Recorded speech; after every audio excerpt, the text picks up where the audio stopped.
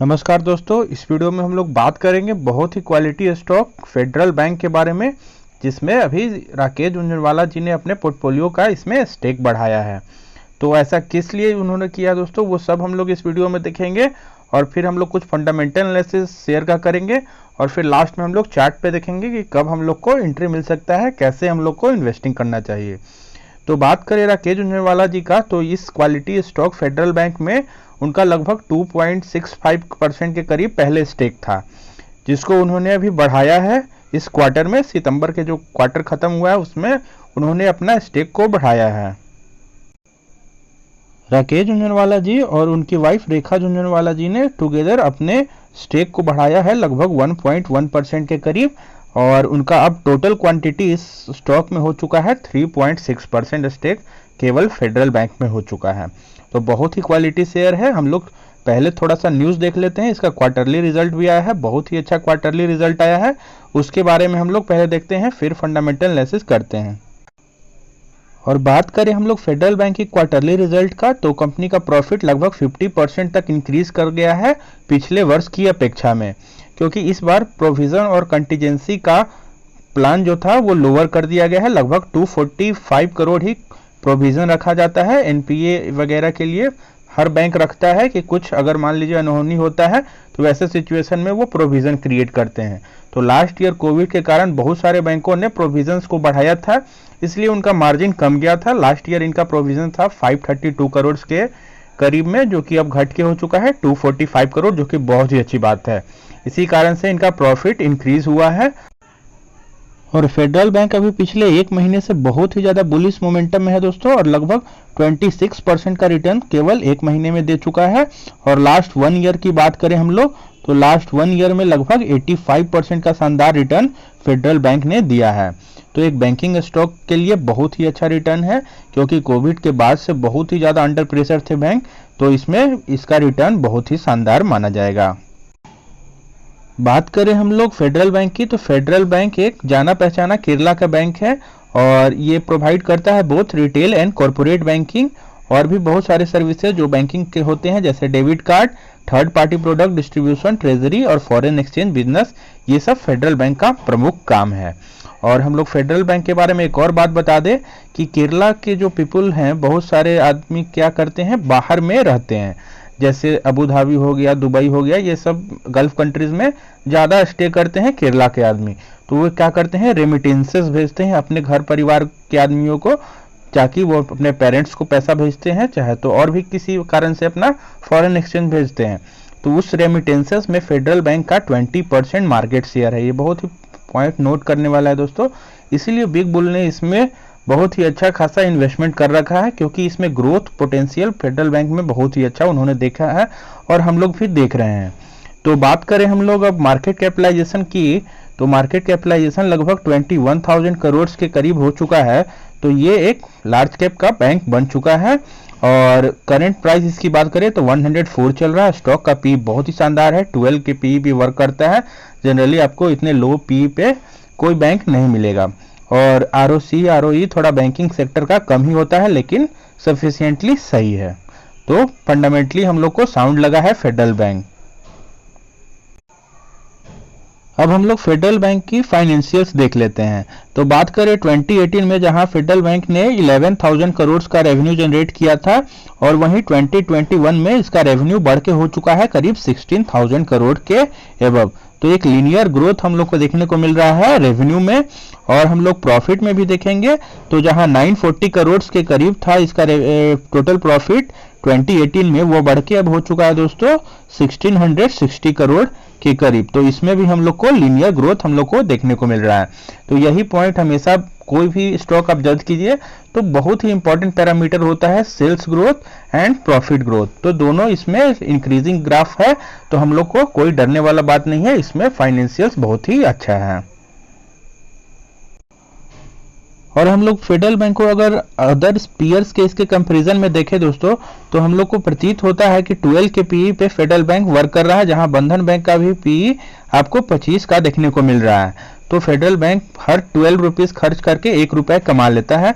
तो हम लोग को प्राइस टू अर्निंग रेशियो इसका हम लोग को बहुत ही शानदार नजर आ रहा है। एक अंडर वैल्यूड स्टॉक के भी कैटेगरी में ये फॉल कर सकता है, तो इसीलिए इसमें हम लोग को एंट्री लेना है, क्योंकि चार्ट पे हम लोग को एक ब्रेकआउट भी नजर आया है। तो हम लोग चार्ट पे चलते हैं। पहले हम लोग शेयर होल्डिंग पैटर्न का बात कर लेते हैं। बात करें हम लोग शेयर होल्डिंग पैटर्न की, तो यहाँ पे प्रमोटर्स का होल्डिंग आपको नील मिलेगा। प्रमोटर्स नहीं है, लेकिन उससे डरने वाली बात नहीं है, एक प्रोफेशनली मैनेज्ड कंपनी है। और हम लोग म्यूचुअल फंड की बात करें तो इसमें मेन जिसके पास शेयर है वो म्यूचुअल फंड, लगभग 33% के करीब आपको म्यूचुअल फंड का होल्डिंग दिखेगा। और हम लोग मानते हैं म्यूचुअल फंड जहां 4 से 5% भी किसी कंपनी में इन्वेस्ट करते हैं तो उस कंपनी को हम लोग अच्छा मानते हैं। यहाँ पे 33% के करीब अगर म्यूचुअल फंड ने ही अपना स्टेक रखा है तो कंपनी में को जरूर ही बात देखकर ही इन्वेस्ट किया होगा। तो इसलिए हम लोग को फेडरल बैंक में जरूर से जरूर कुछ क्वांटिटी में ही इन्वेस्ट करना है, लेकिन करना है, क्योंकि बहुत ही अच्छा क्वालिटी शेयर है। जब म्यूचुअल फंड ने इतना विश्वास दिखाया है, उनके पास इतना एक्सपर्टाइज होता है दोस्तों, और तब उन्होंने इतना इन्वेस्ट किया है इसमें। अदर डोमेस्टिक इंस्टीट्यूशन की बात करें तो लगभग 10% के करीब का इन्वेस्टमेंट है, और एफआईआईज ने भी अच्छा रुचि दिखाया है, लगभग 26% का इन्वेस्टमेंट कर रखा है। और हमारे जैसे रिटेल इन्वेस्टर के पास लगभग 31.55% का इन्वेस्टमेंट है। तो ओवरऑल एक क्वालिटी शेयर होल्डिंग पैटर्न भी हम लोग को देखने को मिला है, जहां पे म्यूचुअल फंड वालों ने बहुत ही ज्यादा इसमें निवेश कर रखा है। अब हम लोग आ चुके हैं दोस्तों अपने जीरोधा के चार्टिंग प्लेटफॉर्म पे, और हम लोग देख रहे हैं फेडरल बैंक का चार्ट को एनालाइज करके अब देखते हैं। तो हम लोग बेसिकली 3 इंडिकेटर्स का यूज करते हैं। एक है 20 का मूविंग एवरेज जो कि आपको ब्लू लाइन शो कर रहा होगा, और एक है 200 डेज का मूविंग एवरेज जो कि आपको पिंक लाइन शो कर रहा होगा, और तीसरा इंडिकेटर जो हॉरिजॉन्टल लाइन से आपको दिख रहा है उसको हम लोग पिवट लाइंस बोलते हैं। पिवट लाइन बेसिकली सपोर्ट या रेजिस्टेंस बताता है। अगर प्राइस अपवर्ड मूवमेंट करेगा तो प्राइस को रेजिस्टेंस देता है पिवट लाइन, अगर प्राइस डाउनवर्ड मूवमेंट करेगा तो प्राइस को सपोर्ट देता है पिवट लाइंस। यही हम लोग इंडिकेटर्स हर चार्ट में यूज करते हैं, जो हमारे पुराने व्यूअर्स हैं वो जानते होंगे, और हम लोग स्टडी सेक्शन में तीनों इंडिकेटर्स को लगा देते हैं। और हम लोग एक थंब रूल याद करते हैं दोस्तों। थंब रूल वो है कि जैसे ही प्राइस 200 डेज के नीचे या उसके करीब में चलेगा तो वैसे सिचुएशन में हम लोग बाई करेंगे तो हम लोग बहुत ही बड़ा अप मूव कैप्चर कर सकते हैं अपवर्ड्स। मतलब 200 डेज के करीब में या उसके नीचे बाई करेंगे तो हम लोग बहुत ही बड़ा अप मूव कैप्चर कर सकते हैं। और जैसे ही प्राइस 200 डेज के मूविंग एवरेज से बहुत ज़्यादा दूर चला जाए तो कुछ हम लोग प्रॉफिट भी बुक करते हैं। जैसे मान लीजिए आपके पास 10 क्वांटिटी फेडरल बैंक का है तो हम लोग 3-4 क्वांटिटीज बुक करेंगे। ये परसेंटेज का बात है, अपना क्वांटिटी अपने अनुसार देख सकते हैं। तो अभी हम लोग फिलहाल हम लोग बात करें तो 200 डेज के करीब से आता है प्राइस नीचे से, और 200 डेज के मूविंग एवरेज पे देखिए कितना क्वालिटी सपोर्ट लेता है यहाँ पे, और फिर बहुत दिन तक कंसोलिडेट करने के बाद एक अपवर्ड मूवमेंट हम लोग को शो करता है। तो अगर जो यहाँ पे बाई किए होंगे उनको बहुत ही अच्छा प्रॉफिट मिल रहा होगा। लेकिन वैसा हम लोग को डरने वाला बात नहीं है कि अगर एक बार ऊपर चला गया तो फिर से नीचे नहीं आएगा।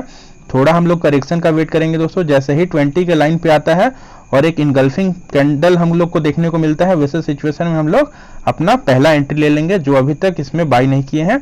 और जो बाई किए हैं उनको और भी क्वांटिटी ऐड करना है, तो इनगल्फिंग खोजते जाएंगे और अपना ऐड करते जाएंगे। इनगल्फिंग कहने का अर्थ होता है दोस्तों कि अगर मान लीजिए 20 का लाइन इंक्लाइंड हो जाए अपवर्ड, जनरली 45 डिग्री का एंगल बना ले, 30 डिग्री एंगल से लेकर के 45 डिग्री एंगल जब 20 का लाइन होता है तो बुलिश सिग्नल माना जाता है कि अब बुल रन इसमें चल रहा है। और वैसे सिचुएशन में हम लोग 20 के करीब हम लोग इनगल्फिंग खोजेंगे। इनगल्फिंग बोलते हैं एक छोटा कैंडल और एक बड़ा कैंडल। बड़ा वाला ग्रीन होना चाहिए और छोटा वाला किसी भी कलर का होगा तो चलेगा। तो हम लोग वैसे सिचुएशन में अपना क्वांटिटी को बढ़ाएंगे।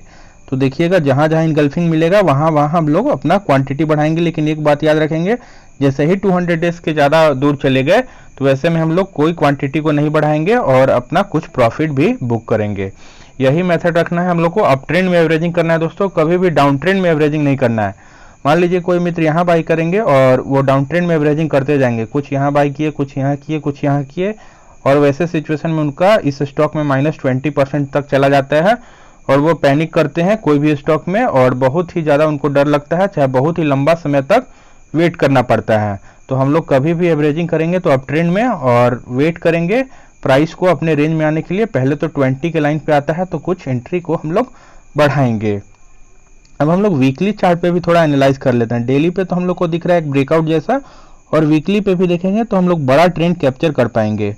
तो वीकली में भी आप लोग को देखने को मिल रहा होगा इस पिवट के पास है, इसको ब्रेकआउट देते हुए आगे बढ़ रहा है। तो प्राइस अगर इस पिवट पे सस्टेन करता है और भी ऊपर जाने की कोशिश करता है तो एक बड़ा अपमूव इसमें हम लोग देख सकते हैं और नेक्स्ट पिवट तक हम लोग प्रॉफिट ले सकते हैं। चाहे अगर ये क्वालिटी स्टॉक है, हम लोग कुछ लंबे समय तक भी इसमें बने रहेंगे तो हम लोग को अच्छा खासा प्रॉफिट देखने को मिलेगा। बहुत ही लंबा कंसोलिडेशन वीकली चार्ट पे हम लोग को देखने को मिल रहा है दोस्तों। तो ये ट्रेंड बहुत ही लंबा ऊपर तक की तरफ हम लोग को कंटिन्यू करता हुआ दिख सकता है। तो फेडरल बैंक एक बहुत ही क्वालिटी शेयर है, इसमें जरूर से जरूर इन्वेस्टमेंट करना चाहिए। मान लीजिए आप पोर्टफोलियो का इसमें 2-3% तो अवश्य आप दे सकते हैं, क्योंकि अगर 5% मान लीजिए आपको देने में डर लग रहा है तो 2-3% तो आराम से इसमें दीजिए, कोई डरने वाला बात नहीं है। फंडामेंटली बहुत ही साउंड कंपनी है। तो ये हमारा आज का पिक था। तो होप आपको वीडियो अच्छा लगा होगा। अगर वीडियो अच्छा लगा हो तो लाइक कीजिएगा, चैनल को सब्सक्राइब कीजिए और अपने दोस्तों में शेयर कीजिए। और जो भी कमेंट करके अपना डाउट है, चाहे शेयर मार्केट के रिलेटेड और भी कुछ नॉलेज लेना चाहते हैं, आप पूछ सकते हैं। चलिए, थैंक यू।